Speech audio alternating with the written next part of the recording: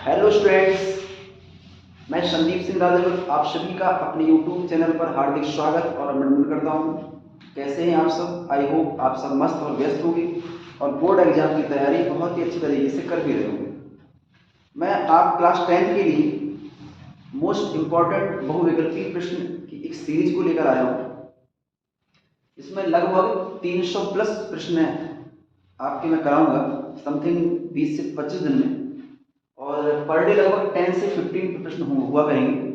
अगर इन प्रश्नों को आप अच्छे से तैयार करेंगे, मेरी क्लास आप पर डे देखेंगे, इन प्रश्नों को तैयार करेंगे निश्चित रूप से उन 300 प्रश्न में जो 20 क्वेश्चन आपके एग्जाम में आने वाले हैं पूरे हूबहू वही आएंगे, सेम, बिल्कुल सेम टू सेम रहेंगे। तो आप हमारी क्लास को निरंतर देखते रहिए, मस्त रहें, व्यस्त रहें और पढ़ाई कायदे से करते रहें। देखिए इसका फर्स्ट क्वेश्चन, हमारा फर्स्ट क्वेश्चन है, लिखा है साइन ए और इक्वल कॉज ए। क्वेश्चन कह रहा है कि ए का मान क्या होगा, ए का वैल्यू पूछा क्वेश्चन में। तो सीधी सी बात है, वैसे तो नॉर्मली हम ये कहेंगे ना कि जब कभी भी साइन और कॉज बराबर हो, बराबर दिए हो, तो सीधी सी बात क्या है कि अगर साइन कॉज बराबर हो तो साइन और कॉज 45 पर बराबर होते हैं। ओके, लेकिन ध्यान से देखने वाली बात है, वैसे तो पता है डायरेक्टली ए का मान 45 होगा, 45 होगा, इसी पर तो साइन कॉज बराबर है। लेकिन अगर करने की बात हो तो दोनों पक्षों में कॉज ए से डिवाइड कर दिया मैंने, यहां भी कर दिया कॉज ए का डिवाइड, दोनों पक्षों में किया है। कॉज से कॉज कैंसिल होकर 1 बचे, साइन बटी कॉज 10 होता है। अब एक किसका मान है 10, एक मान है 10 45 का, तो सीधा सा ए का मान 45 डिग्री आ गया। ऑप्शन नंबर कौन सही है? ऑप्शन नंबर सही हो गया हमारा सी, सी ऑप्शन सही। ओके, ये तो फर्स्ट क्वेश्चन था। चलिए अब सेकंड क्वेश्चन को देखें। तो सेकंड क्वेश्चन हमारा है, एक द्विघात समीकरण दिया है और लिखा है एक्स स्क्वायर प्लस का 2x माइनस का p बराबर 0। एक द्विघात समीकरण है और बोला गया है कि x इक्वल माइनस 2 इस समीकरण का मूल है, x इक्वल माइनस में 2 इस समीकरण का मूल है। इसका मतलब हुआ कि x का मान -2 इस समीकरण में रख दो, सीधी सी बात। तो मैं यहां रखूंगा x का मान -2, उसका स्क्वायर किया प्लस 2 लिखें, फिर x का मान रखे -2 और आगे p लिखा है इक्वल 0। 2 का वर्ग तो 4 होगा, तो साथ साथ -3 प्लस हो गया, गुणा करो मल्टीप्लाई करो, 2 जब 4 होता है तो p को पक्षांतर कर लिया, तो 4 और 4 कटकर 0 हो गए, तो सीधा सा p का मान 0 आ गया है। और ये ऑप्शन कौन सा हमारा है? Option number A, option number first. Okay, बहुत ही आसान प्रश्न है और कई बार एग्जाम में आ भी चुके हैं, इंपॉर्टेंट है, ये अच्छे से देखिए। क्वेश्चन नंबर थर्ड में बोला गया है कि a1 x plus v1 y plus c1 equal 0।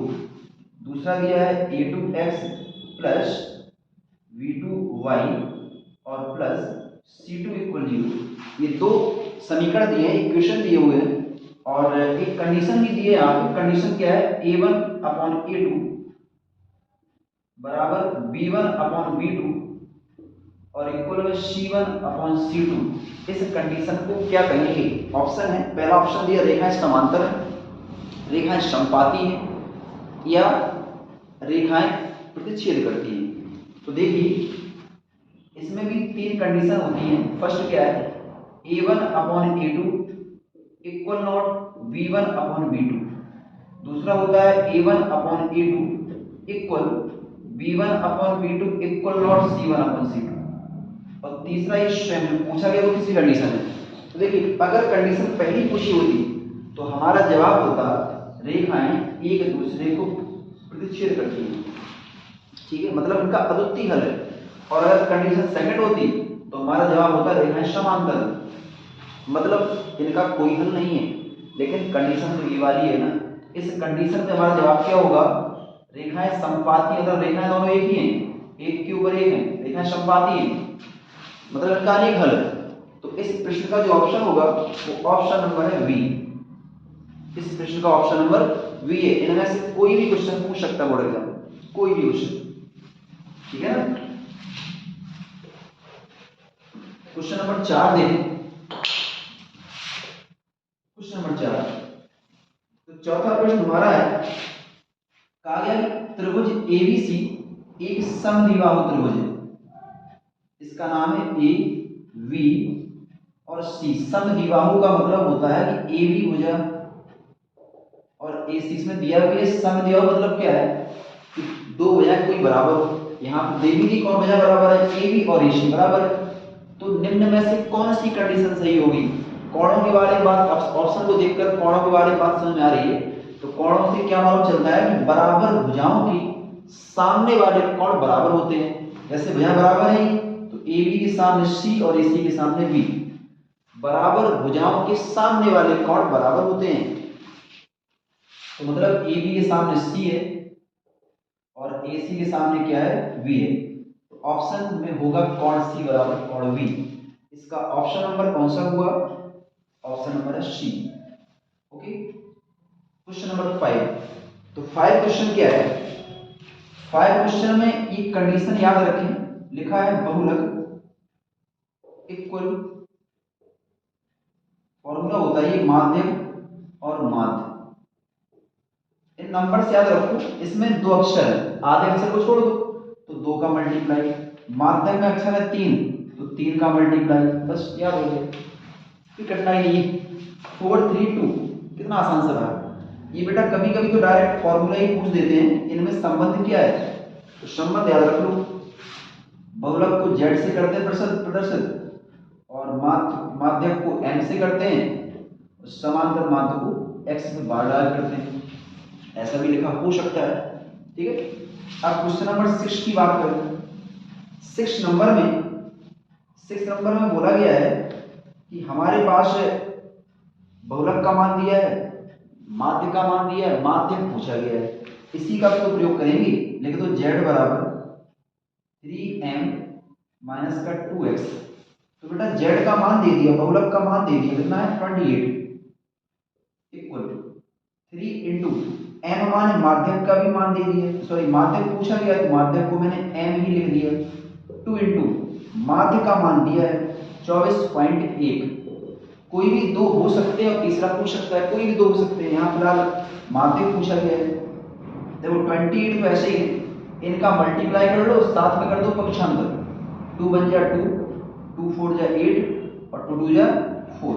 Okay, तो सामने केवल बचा है 3 इंटू एम, 3 इंटू माध्यम, इनको ऐड कर लो, 2 8 16 4 2 6 1 7। ओके, बस 3 का डिवाइड कर दो, लो हो गया आंसर। कितना आएगा 3 दूनी 6, 3 5 15 और 3 चौको 12। माध्यम का मान 25.4 हुआ। ऑप्शन नंबर इसका है C. Okay, clear, option number C हो गया।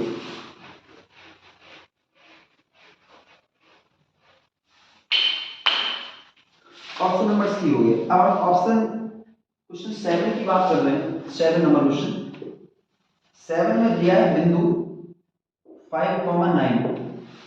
पूछा गया है इस बिंदु की y अक्ष से दूरी क्या है, y अक्ष से दूरी। ये बेटा बहुत ही आसान सा क्वेश्चन है, केवल ट्रिक से याद रखो कि अगर पूछा जाए x अक्ष से दूरी तो हमेशा बोलना है y वाला पार्ट, अगर पूछा जाए y अक्ष से दूरी तो बोलना है x वाला पार्ट। ये x वाला पार्ट है, ये y वाला, माने भुज और कोटि। तो पूछा गया y अक्ष से दूरी तो y वाला पार्ट नहीं बोलना है, x वाला पार्ट बोलना है। इसका कितना आंसर हो जाएगा, सीधा 5। y अक्ष से दूरी हमें x वाला पार्ट माने भुज को बताना है। ओके, तो यहाँ पर देखकर मालूम चलता है कि ऑप्शन इसका सी सही है। अब 8, क्वेश्चन नंबर 8। तो क्वेश्चन नंबर 8 में बोला गया है एक द्विघात समीकरण दिया है, ax² plus bx plus c बराबर 0 के मूल समान है। आप जानते हैं कि अगर मूल समान हो तो b² माइनस का 4ac होता है। तो लिख दिया मैंने, मूल समान इसलिए b² माइनस का 4ac बराबर में 0। अब a का मान तो a है, b का मान b है, c का मान तो c, वही सेम रहेगा। c का मान निकालना है, निकाल दो। यहाँ पर क्या होगा 4ac कर दो पक्षांतर, 4a का डिवाइड होगा, बस हो गया। नीचे 4a पहुंचेगा, ऊपर जो लिखा लिखा है, यही तो c का मान हो चुका हमारा। 8 नंबर ऑप्शन कौन सा दिया इसमें, b² 4 है, ऑप्शन नंबर डी। इसका ऑप्शन नंबर डी हो गया। ओके, इतना क्लियर हुआ। 9 क्वेश्चन नंबर बहुत ही आसान, फटाफट करते आइए। 9 क्वेश्चन नंबर में 156 के आवाज गुणनखंड पूछा गया है। पेन और पेपर लेकर बैठिए और सभी क्वेश्चन को आपको आते तो करके भी देखिए और फिर अपना आंसर मैच भी करिए। पेन और पेपर लेकर बैठिए। 156 के आवाज गुणनखंड, आवाज 2 से कट किया, फिर 2 से कट किया, 3 से कट हुआ और फिर 13 से सीधा कट हुआ। बस हो चुके हैं। 156 लिखना कैसे है? 2 2 दो बार है, 2 की पावर 2, 3 तो एक ही बार है और 13 भी एक ही बार है। ये बस आवाज गुणनखंड हो गए। लेकिन कभी कभी प्रश्न क्या पूछता है कि 156 के आवाज गुणनखंडों की घातों का योग कितना है? घातों का योग, जैसे कि यहाँ 2 घात है, यहाँ 1 घात, यहाँ 1 घात है, तो घातों का योग 2, 1 3 और 1 4। अगर योग की बात करें घातों का योग तो 4 आंसर आता है। लेकिन फिलहाल अभी आंसर हमारा ये है और इसमें ऑप्शन नंबर बी है। ओके, ऑप्शन बी, इसका ऑप्शन नंबर बी है। चलिए आगे देखते हैं। बहुत ही आसान क्वेश्चन है, इन्हें अच्छे से तैयार करते रहिए। इन्हीं में से आपको कोई ना कोई बोर्ड एग्जाम में भी देखने को मिल जाएंगे। क्वेश्चन नंबर 10 क्वेश्चन क्या कह रहा है? ये भी सिंपल सा दिया है। cos a का वैल्यू 7/25 है और tan a plus cot a का मान पूछा गया है। tan a plus cot a का मान पूछा गया है। ओके, इतना क्लियर है? अच्छा, तो हमें मालूम चला कि आधार बटे कर्ण cos a का फॉर्मूला होता है। आधार तो पता है, कर्ण भी पता है, लंब निकालना है। वैसे तो याद होना चाहिए पाइथागोरियन त्रिभुज 7 25 24 का एक क्रम होता है, ठीक है। लेकिन नहीं दिया तो निकालने के लिए फॉर्मूला क्या है? लंब स्क्वायर बराबर कर्ण स्क्वायर माइनस में आधार स्क्वायर। ओके, अब मान रख लो तो हमें लंब का मान 24 प्राप्त होगा। आप निकाल के देख लीजिए, कठिन की बात नहीं। अब चूंकि हमें तो लंब tan निकालना, tan को लंब बटे आधार कहते हैं और cot को आधार बटे लंब कहते हैं, ठीक है। लंब का मान कितना दिया अभी भी निकाला 24, आधार का मान 7 दिया था, यहाँ रख दो इसका उल्टा करके, बस हल कर दो, आंसर मिल जाएगा हमें। 24 इंटू 7 या 7 इंटू 24 लासा हुआ, 24 का 24 में गुणा करो 576, 7 का 7 में करो 49 हुआ, जोड़ दीजिए ऊपर 625 गुणा कर लो 168, 625 अपॉन 168, इसका ऑप्शन नंबर डी होगा।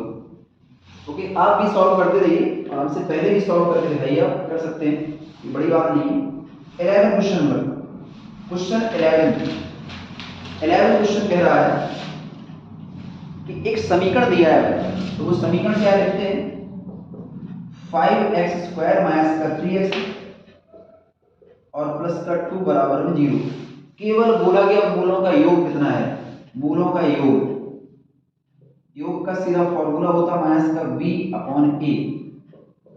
ये a का बेटा मान होता है, ये b का होता है, ये c का होता है। तो हमें तो b के मान की आवश्यकता है। कितना मिला? माइनस का 3 और a कितना मिला? 5। माइनस माइनस कट गया, 3/5। अगर कभी वो मूलों का गुणनफल पूछ देता तो सीधा सा होता है c अपॉन a। c का मान 2, a का मान 5, 2/5 हमारा आंसर है। फिलहाल अभी इस प्रश्न का आंसर है ऑप्शन नंबर ए। इस प्रश्न का आंसर ऑप्शन नंबर ए हुआ। ओके, इसी का क्वेश्चन नंबर 12, क्वेश्चन नंबर 12 दिया है। 12 में एक इक्वेशन है x प्लस का 2y और इक्वल में 70। ओके, दूसरा इक्वेशन है 2x प्लस लैम्डा y और इक्वल में दिया है 35। पूछा गया है कि समीकरण का कोई हल नहीं है तो लैम्डा का मान बताइए। तो कोई हल ना होने की कंडीशन अभी कुछ देर पहले लिखाई थी मैंने, a1 upon a2, b1 upon b2 equal not c1 upon c2। ये कोई हल ना होने की स्थिति में होता है। तो a1 का मान x का गुणांक 1, a2 का मान x का गुणांक 2, b1 का मान 2, b2 का मान लैम्डा इक्वल नॉट c1 यहां से मिलेगा पक्षांतर होकर माइनस का 70 और यहां मिलेगा माइनस का 35। बस इन्हीं को हल कर लो, आपका आंसर लैम्डा का 1 में गुणा करो लैम्डा और 2 2 जा 4, लैम्डा का वैल्यू 4 हुआ और ऑप्शन पर हमारा है डी। ओके, बात क्या क्लियर? ऑप्शन नंबर होगा डी। इसका क्वेश्चन नंबर 13 क्वेश्चन क्या कह रहा है कि एक समीकरण दिया है 3x² माइनस में 12x और प्लस में m, बोला गया मूल बराबर है। अगर मूल बराबर हो तो हमें पता है कि कंडीशन क्या होती है, b² माइनस का 4ac बराबर 0। अभी कुछ देर पहले कुछ बताया तो वहां भी सेम मैसेज था, मूल बराबर है। यहाँ पर तो मान भी है, b का मान माइनस का 12, तो माइनस 12 का वर्ग माइनस में 4 इंटू a का मान 3 और c का मान m बराबर में 0। 12 का वर्ग याद होगा 144, 4 दिया 12m बराबर 0, 12m कर दो पक्षांतर, 12 से कट हो गया, तो m का मान 12 निकल के आ गया और 12 होगा ऑप्शन नंबर डी। 12 आ गया ऑप्शन नंबर डी। बहुत ही आसान से प्रश्न है, इन्हें देखते रहिए डेली, भले ही आपको आते हैं आप उनको सॉल्व करिए। देखिए नेक्स्ट नंबर देखेंगे,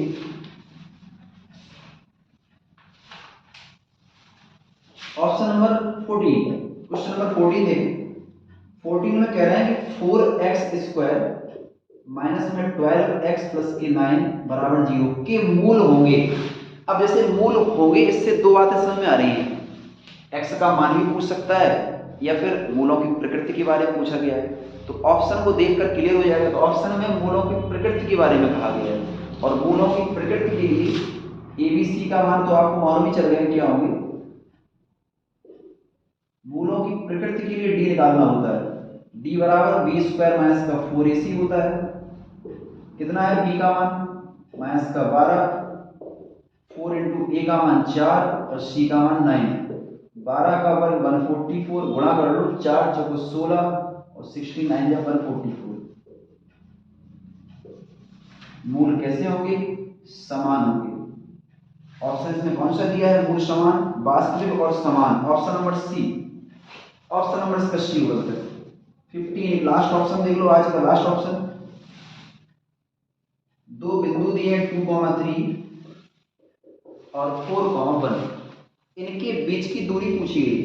तो दूरी के लिए छोटा सा प्यारा सा फॉर्मूला है, x1 माइनस में x2 का वर्ग प्लस y1 माइनस में y2 का वर्ग। तो ये बेटा जो मान है ये x1 और y1 के हैं, ये वाला मान x2 और y2 का है। बस केवल वैल्यू पुट करो, आंसर प्राप्त करो, बस हो जाएगा। x1 का मान 2 है माइनस x2 का मान 4 है, y1 का मान 3 है माइनस y2 का मान 1 है।